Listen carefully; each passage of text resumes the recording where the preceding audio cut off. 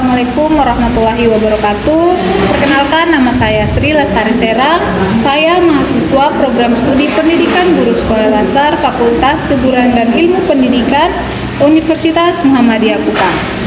Saya mahasiswa kelas A semester 6 dengan NIM 2222411042. Terima kasih.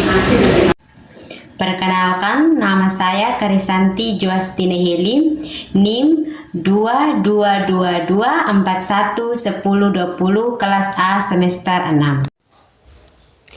Perkenalkan, nama saya Yuliana Rosalinda Teti, NIM 2222411024. Perkenalkan, nama lengkap saya Maria Dorothea Claranti Metelo, NIM 2222411041 kelas A. Halo, perkenalkan, nama saya Agustina Bertania Lalian, NIM 2222411019 kelas A semester 6. Assalamualaikum warahmatullahi wabarakatuh. Perkenalkan, nama saya Malika Manik, kelas A, NIM 2222411044. Perkenalkan, nama saya Sabaral, NIM 22224119 kelas A semester 6. Berikut saya akan menjelaskan tentang pengertian pengundulan hutan.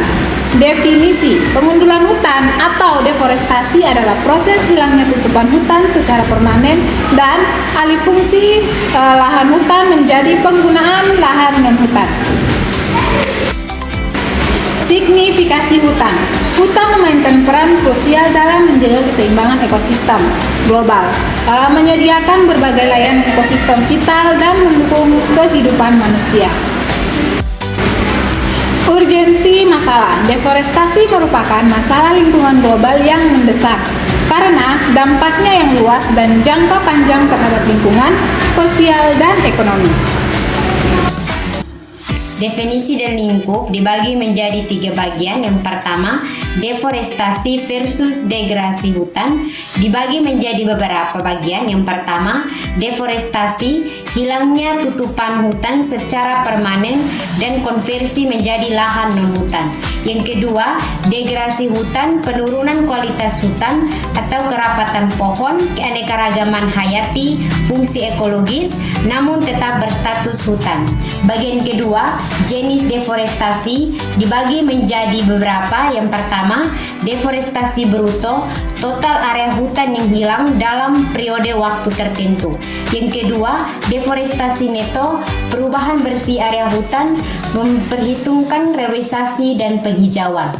Bagian ketiga, skala deforestasi terjadi di berbagai skala dari lokal hingga global dengan tingkat yang bervariasi antara wilayah.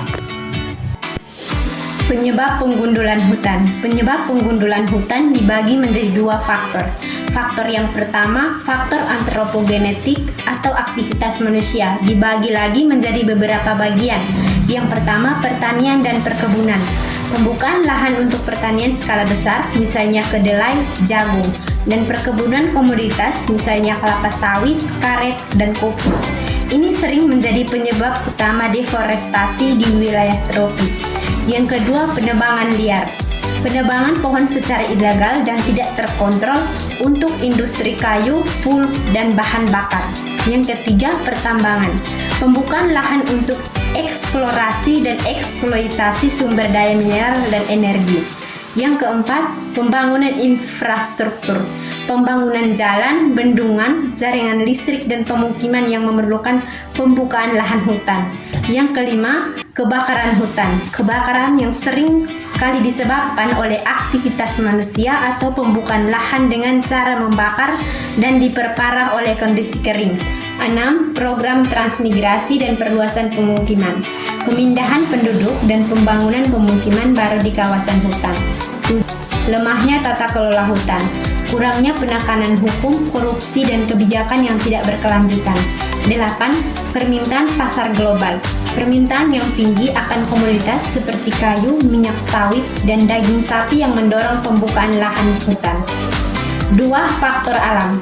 Faktor alam dibagi menjadi dua. Yang pertama, kebakaran hutan alami akibat petir atau kondisi kekeringan ekstrim. Yang kedua, bencana alam tanah longsor, banjir bandang, dan badai yang dapat merusak atau menghancurkan hutan. Yang ketiga, serangan hama dan penyakit. Wabah hama atau penyakit yang mematikan pohon dalam skala besar. Jadi saat ini saya akan menjelaskan dampak buruk penggundulan hutan atau deforestasi bagi lingkungan dan kehidupan masyarakat. Yang pertama, hilangnya keanekaragaman hayati.